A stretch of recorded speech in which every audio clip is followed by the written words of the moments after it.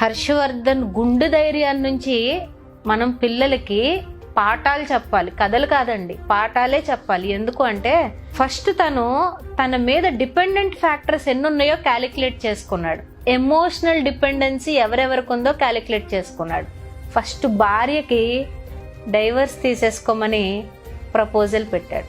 ఆ అమ్మాయి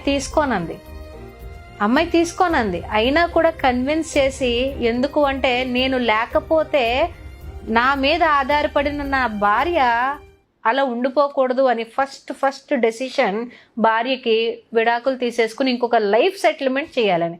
విడాకులు ఒక్కటే ఇవ్వలేదండి, ఆ అమ్మాయి లైఫ్ కంఫర్టబుల్గా ఉండడానికి ఎన్ని ఫెసిలిటేషన్స్ కావాలో అన్ని ఫెసిలిటేషన్స్ కూడా ప్రొవైడ్ చేశాడు. గొప్ప భర్త అని న్యాయం చేశాడు. తర్వాత వెంటనే గుర్తొచ్చింది ఎవరు? తల్లిదండ్రులు.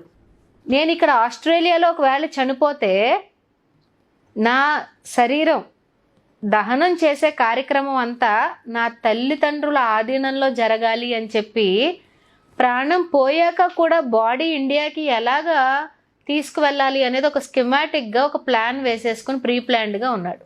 తల్లిదండ్రులు ఒక్కళ్ళే ఉంటే కృంగిపోతారేమో అని అన్నగారిని తల్లిదండ్రుల్ని ఒకే చోట గుండె ధైర్యం కోసం పెట్టేలాగా ప్లాన్ చేశాడు. మనం ఇక్కడ అర్థం చేసుకోవాల్సింది ఏంటి అంటే, ఎంత చదువుకున్నాం అనేది కాదు, ఎలాంటి పొజిషన్స్లో ఉన్నామని కాదు, ఎంతెంత ఇంటర్నేషనల్ స్కూల్స్లో చదివిస్తున్నామని కాదు, ఒక ప్రాబ్లం వచ్చినప్పుడు ఇది నిజం, దిస్ ఈజ్ లైఫ్, ఈ నిజాన్ని నువ్వు ఫేస్ చేయాలి, ఈ లైఫ్ని నువ్వు గో త్రూ అవ్వాలి. వెళ్ళినప్పుడే నువ్వు లైఫ్లో ఒక మెట్టు ఎదగలుగుతావు. సింపతి కోసం ఎవరైనా వచ్చి నేను ఓదారుస్తారనో, ఎవరో వచ్చి నీకు ఊరికే ఇన్స్టెంట్ హెల్ప్ చేసేస్తారనో, ఎవరి దగ్గర నువ్వు ఒక స్టెప్ కిందకి దిగినా కూడా you are not a hero. Doctor Harshvardhan is a hero because ఇంతమంది నా మీద డిపెండ్ అయిన వాళ్ళని నేను బాధ పెట్టకూడదు, నాకు నేను స్ట్రాంగ్గా ఉండి నేను ఒక లెసన్ ఇవ్వాలి అందరికీ అన్న వ్యక్తి ఈరోజు ఒక బ్రేవ్ హీరో అండి. నాగరాజు గారు, పిల్లలు పేరెంట్స్ మన వీడియోస్ ఎక్కువ చూస్తున్నారు కాబట్టి ఒక్క విషయం చెప్తానండి. హిందూ ధర్మం ప్రకారంగా, హిందూ అంటే రిలీజియస్ కాదండి, ఇండియన్ తత్వం, ఇండియన్ సనాతన తత్వం ప్రకారంగా చదువు అంటే, ఎడ్యుకేషన్ అంటే ఏంటి అంటే సవిద్యయా విముక్తాయే, అంటే ఎడ్యుకేషన్ నిన్ను లిబరేట్ చేయాలి. లిబరేషన్ అంటే ఏంటి? నీకేదైనా ప్రాబ్లం వచ్చినప్పుడు సొల్యూషను నీకు నువ్వే సాల్వ్ చేసుకునే సిచ్యువేషన్కి వచ్చినప్పుడు నువ్వు ప్రాపర్ ఎడ్యుకేషన్లో ఉన్నట్టు. మన ఎడ్యుకేషన్ సిస్టమ్ ఎలా ఉంది? ప్రాబ్లం వస్తే అటు ఇటు పరిగెడుతున్నాం తప్ప నా చదువు నా సమస్యకి విముక్తి ఇవ్వాలి అని ఎలాంటి ఇన్స్టిట్యూషన్లో కూడా ఈరోజు పిల్లలకి నేర్పించట్లేదు. లైఫ్ స్కిల్స్ పాఠాలు లేవు, అస్సలు లేవు. ఎప్పుడైతే my education should give me some solution, నాకు ఈ ఎమోషనల్ ఇంటెలిజెన్స్ ఉండాలి, ఏదైనా వస్తే నేను లైఫ్లో యాజ్ ఇట్ ఈజ్ యాక్సెప్ట్ చేయాలి, దాన్ని ఒక మెట్టు క్రాస్ అవ్వాలి, నేను సక్సెస్ అవ్వాలి.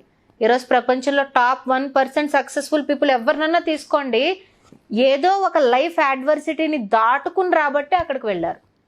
Without crossing that one adversity in life nobody, అసలు ఎవ్వరు కూడా ఆ పై ఎపెక్స్ పాయింట్కి రీచ్ అవ్వరండి.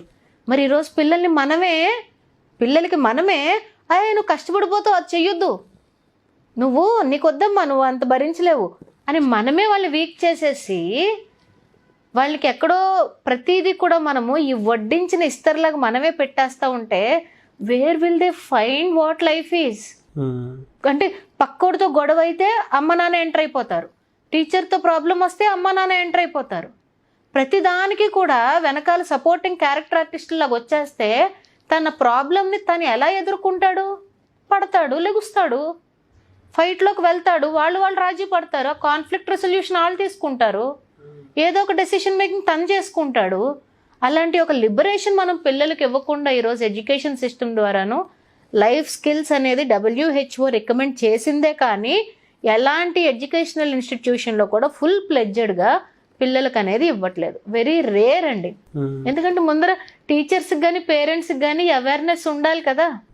మనం సైన్స్, బయాలజీ, మ్యాథ్స్ కాదు మన లక్ష్యం, వాడికి ప్రాబ్లం వస్తే వాడు సాల్వ్ చేసుకునేలాగా హీరోలా నిలబడడం మన లక్ష్యం. ఆ రియాలిటీని యాక్సెప్ట్ చేసుకునేలాగా, ఆ సిచ్యువేషన్ ఫేస్ చేసే ధైర్యం ఇవ్వాలి తప్ప ఆ సిచ్యువేషన్లో సొల్యూషన్ ఇదిరా అని చెప్పి ఇన్స్టెంట్ కాఫీ లాగా వాళ్ళ ముందర పెట్టేయకూడదు. ఈరోజు మనం అవి నేర్పించాలండి పిల్లలకి. Your education must help you. Doctor Harshavardhan has real education ఇవ్వబట్టే అంత స్టేటస్లో ఉన్న, అంత ప్రొఫెషన్లో ఉన్న ఇంతమంది గురించి ఎంపథెటిక్గా ఆలోచించి యాడ్వర్సిటీని ఎదుర్కొని ఈరోజు ఎంతోమంది గొప్ప గొప్ప వాళ్ళు హర్షవర్ధన్ గురించి మాట్లాడుకుంటూ లైఫ్ని యాక్సెప్ట్ చేస్తున్నారు. పారిపోవట్ల సమస్య నుంచి. ఆ సమస్యకి ఎలాంటి సొల్యూషన్స్ తీసుకురావాలో ఆలోచించే కోణంలో మనం ఈ కథని పిల్లలందరికీ చెప్పాలి. ఎలా అంటే పర్టికులర్గా ఏ ఏజ్ నుంచి ఆ స్కిల్స్ నేర్పించాల్సినటువంటి అవసరం ఉందంటారు? జనరల్గా అయితే 8 years నుంచి కూడా మనం ఎప్పుడు ఎందుకు పిల్లల్ని స్పోర్ట్స్ ఆడించండి అంటామంటే, ఒక గ్రౌండ్లోనండి ఒక మనిషికి లైఫ్ స్కిల్స్ అన్నీ వచ్చేస్తాయి. ఒక గ్రౌండ్లోకి ఎంటర్ అయినప్పుడు ఒక గ్రూప్లో ఆడాలి, టీం వర్కింగ్ వస్తుంది, ఒక గ్రూప్కి ఇన్స్ట్రక్షన్ ఇవ్వాలి, కమ్యూనికేషన్ స్కిల్స్ వస్తున్నాయి. అది కరెక్టా, ఇది తప్ప, నువ్వు ముందర వెళ్ళాలా, నేను వెనకాల ఉండాలా, నువ్వు హిట్ చెయ్యాలా, హిట్ చేయకూడదా, డెసిషన్ మేకింగ్ వస్తుంది. ఎవరో ఒకరు రూల్స్ ఫాలో అవ్వరు, ఇద్దరు సాల్వ్ చేసుకోవాలి, కాన్ఫ్లిక్ట్ రెసల్యూషన్ వస్తుంది, ఎమోషనల్ ఇంటెలిజెన్స్ వస్తుంది. ఓడిపోయినా కూడా నేను మళ్ళీ గేమ్లో గెలుస్తానని పైకి లెగుస్తున్నాడు.